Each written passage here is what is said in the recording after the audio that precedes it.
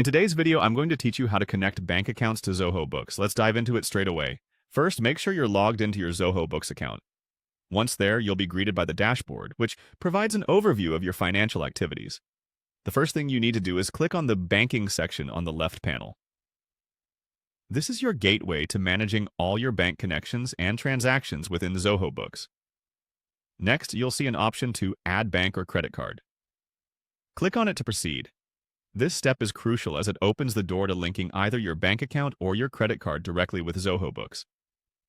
By establishing a connection, you facilitate a seamless flow of financial information, which is vital for accurate bookkeeping and financial reporting. Now, if you're dealing with automatic bank feeds supported banks, take a moment to focus here. What this essentially does is allow your financial transactions to be automatically synced with Zoho Books, saving you a lot of time otherwise spent on manual entry. This is especially handy for keeping your records up to date and ensuring that you have the most accurate financial data at your fingertips. But what if your bank isn't part of this automatic sync? No worries. Zoho Books still provides a manual option. So if you need to add a bank or credit card account manually, you simply need to click on Add Account. This process might involve downloading a bank statement and uploading it into Zoho Books or manually entering the transactions.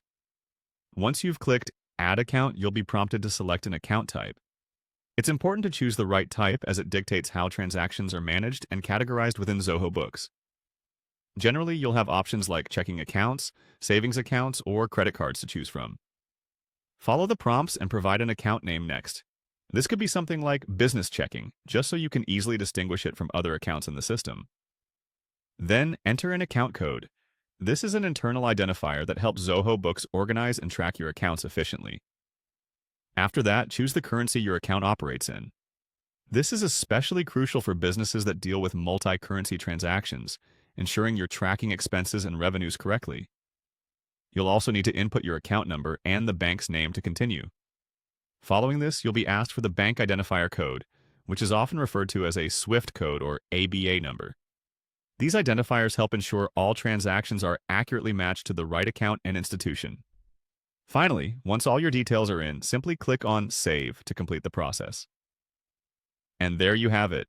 You've successfully connected your bank account to Zoho Books, streamlining your financial management and keeping your bookkeeping precise and current. Thanks for watching, and remember to keep exploring to make the most out of your Zoho Books experience.